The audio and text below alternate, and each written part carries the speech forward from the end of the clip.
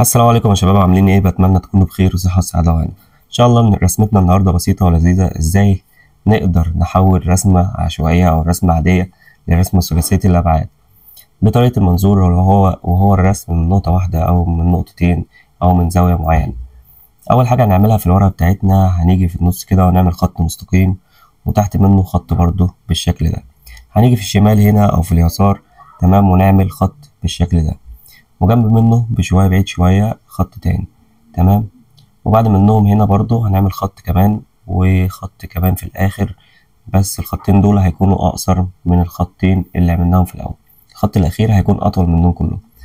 هنا هنوصل الخطين ببعض كأننا عملنا مربع، وهنا نفس الكلام. هنيجي هنا وهنعمل خط بالشكل ده كده، وفوق هنوصل الخطين ببعض.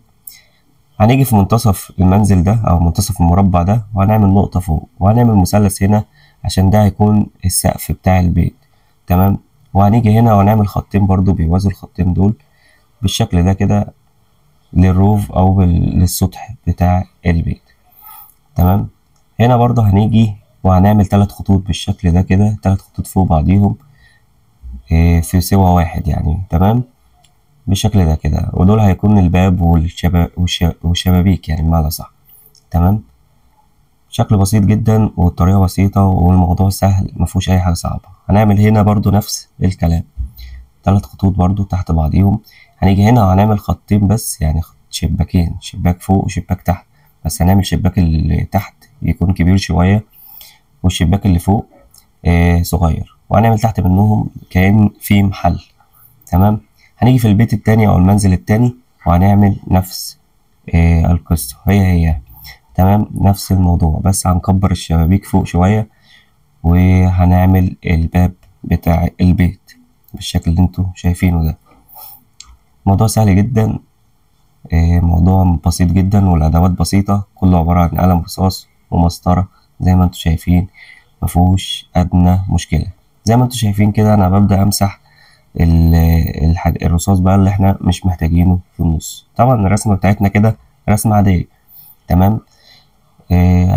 هنبدأ بقى اللي احنا نشتغل عليها، نحولها لرسمة ثلاثية الأبعاد. طبعا كده نضفت الرسمة بتاعتي سواء بفرشة أو بأي يكن. هنيجي هنا في النص كده وهنعمل، يعني في النص بالظبط هنحاول إن أنا أظبطها بالظبط وأعمل نقطة. النقطة دي اللي هنبني عليها الأبعاد بتاعتنا، تمام.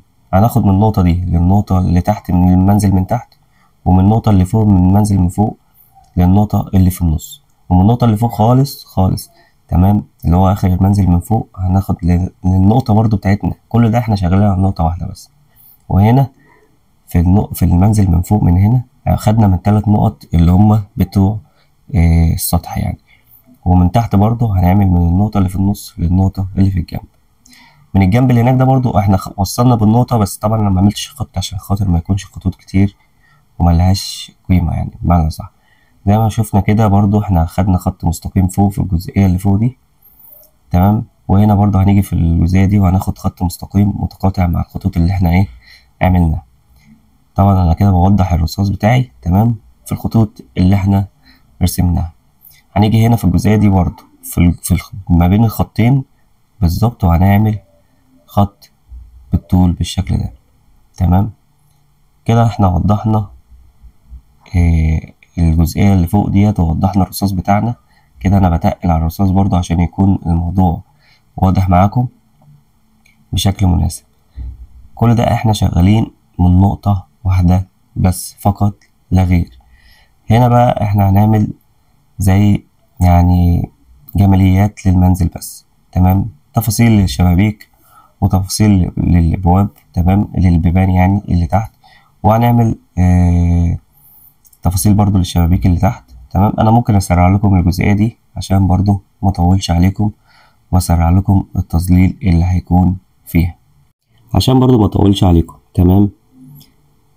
زي ما انتم شايفين بقى هنبدأ من هنا واخد من النقطة دي برضو، وابدأ مع النقطة اللي هي بتاعت الباب بتاع المنزل ده من تحت. وهنا برضو خدت خطين كده من النقطة دي للنقطة دي.